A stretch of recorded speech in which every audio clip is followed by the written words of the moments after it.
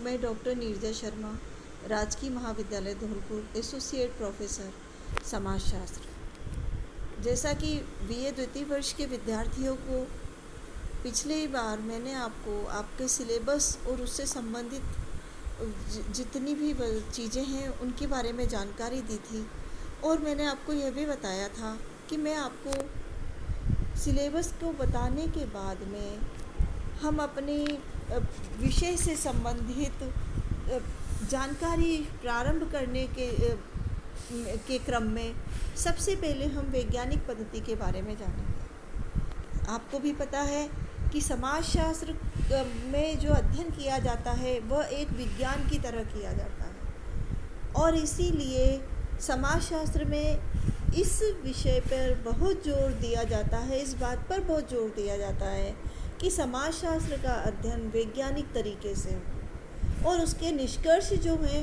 वैसे ही निकले जैसे वैज्ञानिक विधि में विज्ञान या प्राकृतिक विज्ञानों में निकलते हैं, जिनकी सत्यापनशीलता कर सकते हैं, जिनका पुनर्परीक्षण कर सकते हैं, जिनके निष्कर्ष जो है सार्वभौमिक होते हैं, वैसे ही निष्कर्ष हमारे समाजशास्त्र में भी निकले। तो इसके लिए अध्ययन के लिए हम जिस पद्धति का प्रयोग करते हैं वह है वैज्ञानिक पद्धति। तो सबसे पहले हम वैज्ञानिक पद्धति क्या है इसके बारे में समझ लें, उसके बाद में हम आगे बढ़ेंगे।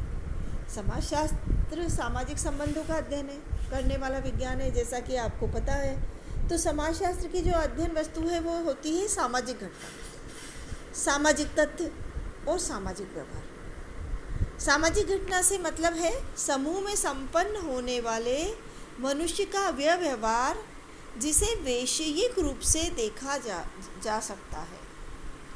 यानी व्यक्तिगत व्यवहार को हम सामाजिक घटना में नहीं ले सकते। हम किसको लेंगे?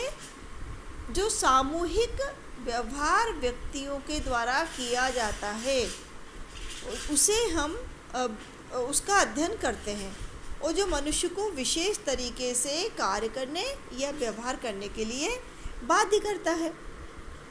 यानी हम जो व्यक्तिगत व्यवहार कर रहे हैं वह उसका अध्ययन नहीं किया जाता है, बल्कि सामाजिक व्यवहार का जो सामाजिक नियम हैं, परिपालनाएं हैं, उनका अनुपालन करके व्यक्ति जो व्यवहार करता है या उसको ऐसा व्यवहार करने के लिए बाध्य किया जाता है सामाजिक नियमों के तहत, उसका अध्ययन किया जाता है। सामाजिक जो घटना है उसका स्वरूप प्रतिमानित होता है। प्रतिमानित का अर्थ है कि एक ढांचे में व्यवस्थित होता है, मनुष्य उससे संबंधित होकर व्यवहार करता है, परंतु व्यक्ति से अलग इसका अपना स्वतंत्र अस्तित्व भी होता है। जब भी हम किसी भी सामाजिक घटना के वैज्ञानिक अध्ययन की बात करें तो हम सबसे पहले समाजशास्त्र को प्राकृतिक विज्ञान के संदर्भ में देखते हैं, क्योंकि प्राकृतिक विज्ञान में, जैसा कि मैंने आपको पहले भी बताया था, कि एक सुनिश्चित अध्ययन पद्धति का प्रयोग किया जाता है, और उसका प्रयोग करके परिशुद्ध एवं वस्तुनिष्ठ निष्कर्ष निकाले जाते हैं। और हम ये कह सकते हैं कि सामाजिक वैज्ञानिक मान्यता भी प्राप्त होती है उसे। तो कुछ समाजशास्त्रियों ने ये प्रयास किया कि समाजशास्त्र को भी विज्ञान के रूप में प्रतिष्ठित करने के लिए ये आवश्यक है कि सामाजिक घटनाओं का अध्ययन भी प्राकृतिक विज्ञानों की पद्धतियों के प्रयोग की बात की वास्तविकता से किया जाए। तो लेकिन वास्तविकता क्या है कि सामाजिक घटना का वैज्ञानिक अध्ययन संभव नहीं है।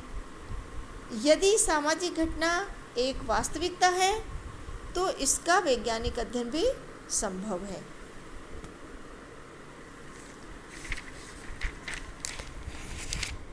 अब इसके लिए हमें किस बात की आवश्यकता है? हमें आवश्यकता है कि हम जो है घटना की प्रकृति और उसकी सामाजिक घटना की अध्ययन पद्धति के बारे में सही जानकारी प्राप्त करें। अध्ययन से पहले जो बहुत सारी समस्याएं हैं जो हमें सामाजिक घटनाओं के अध्ययन के समय आती है, उनका हम पता लगाएं, उनको हम दूर करने का प्रयास करें, जिससे कि अध्ययन पद्धतियों के संबंध में एक सुनिश्चितता लाई जा सके। और उसके कारण जो है प्राकृतिक घटना के संबंध में ही सामाजिक घटना के वैज्ञानिक अध्ययन को हम संभव बना सकते हैं। अब इसमें आगे हम अगर देखें तो हम ये भी कह सकते हैं कि हमें सबसे पहले किसी भी सामाजिक घटना की मूलभूत उसके स्वरूप को देखना पड़ेगा, उससे संबंधित घटना से संबंधित विभिन्न पहलुओं के बारे में जानकारी प्राप्त करना पड़ेगी और उस सामाजिक घटना के अध्ययन के समय हमें कौन कौन सी समस्याएं उत्पन्न हो सकती है और हम उन समस्याओं को कैसे दूर करके अपने अध्ययन को वैज्ञानिक तरीके से कर सकते हैं, ये प्रयास करने के बाद ही हम अपने अध्ययन को वैज्ञानिक पद्धति से कर सकते हैं। और इसके बारे में मैं आपको वैज्ञानिक पद्धति किसे कहते हैं, वैज्ञानिक पद्धति की विशेषताएं क्या हैं, वैज्ञानिक पद्धति में से किसी भी सामाजिक घटना का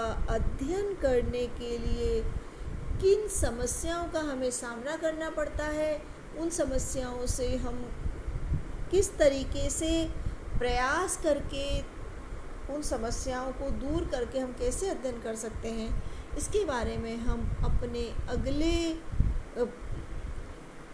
क्लास में इसके बारे में जानकारी लेंगे। कल मैं आपको वैज्ञानिक पद्धति किसे कहते हैं एवं इसकी विशेषताओं के बारे में जानकारी दूँ।